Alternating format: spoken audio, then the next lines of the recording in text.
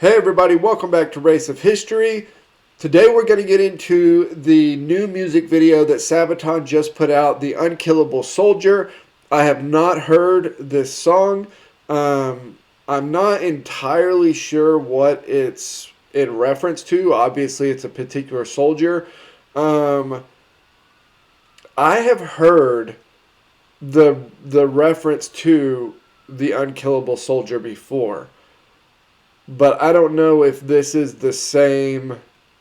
Like, I don't know if the thing that I read would have been over this same thing, or if it's just like a general unkillable soldier. So we'll see. I'm trying to think of who I read it about.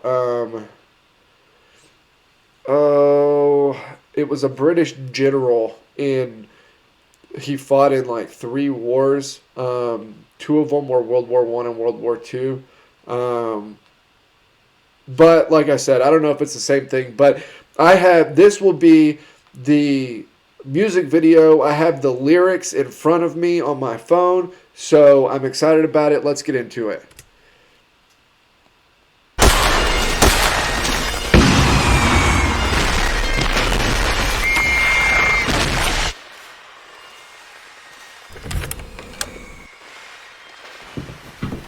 Oh, Indy's in the music video. That's freaking awesome. Into the fire through trenches and mud.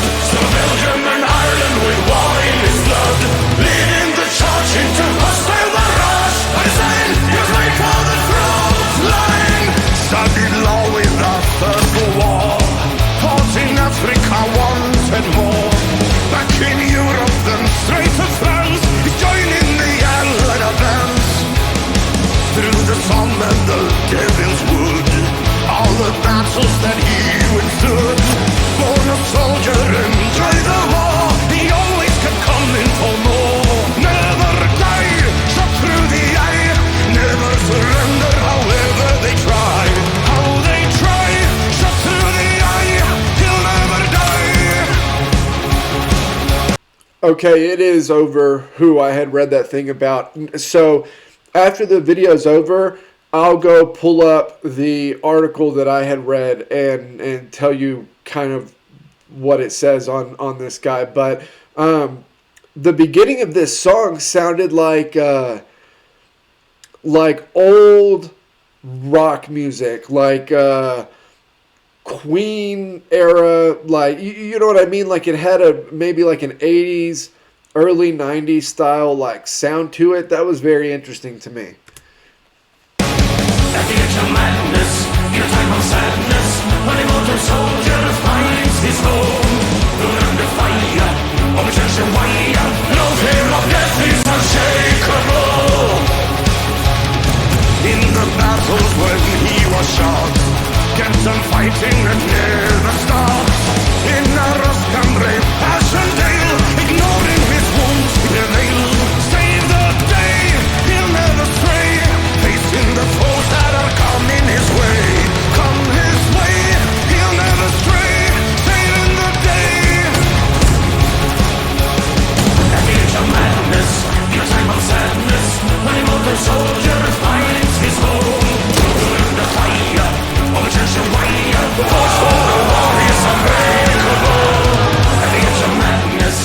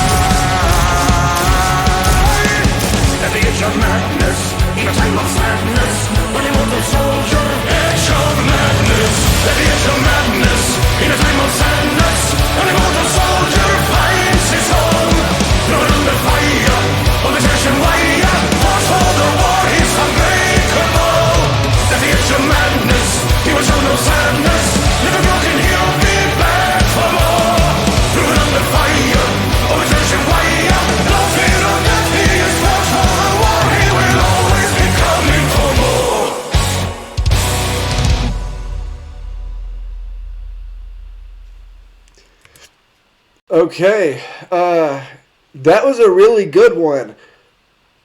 It was kind of crazy to see Indy so involved in the music video. To see Indy versus the rest of Sabaton. That was a very cool video concept. I really liked the song. Like I said, it has like an old rock feel to it, at least to me. And real quick, we'll get more into it on the Sabaton history, but I wanted to give at least a little bit of a background on, who this guy was. So he was, I'm not sure how to pronounce his name, Sir Adrian Carton de Wiart, maybe. Lost an eye and a hand, fought in 3 major conflicts across 6 decades, survived plane crashes, POW camps. He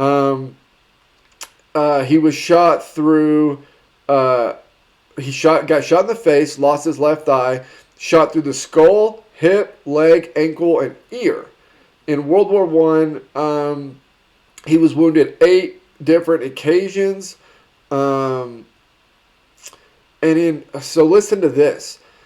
As a commanding officer, he was seen by his men pulling the pins of grenades out with his teeth and hurling them with his good arm during the Somme, winning him the Victoria Cross. So the quote here, and then I'll let you guys go. The quote here from Timothy Bowman is, he believes that he is an example to debunk some of the myths of World War I generals. And he says, his story serves, this is a quote, his story serves to remind us that not all British generals of World War I were chateau generals, as portrayed in Blackadder. He exhibited heroism of the highest order. So, okay, I can speak to that a little bit. World War I generals are certainly, the British generals are certainly known as chateau generals, right? Chateaus behind the lines, they've got wine and fires, and they're looking at maps and have protractors and have almost have almost completely lost touch with the man on the front line. That is essentially the kind of widespread belief of British generals in World War I. And you can read historians, and some of the people fought, some of the others didn't.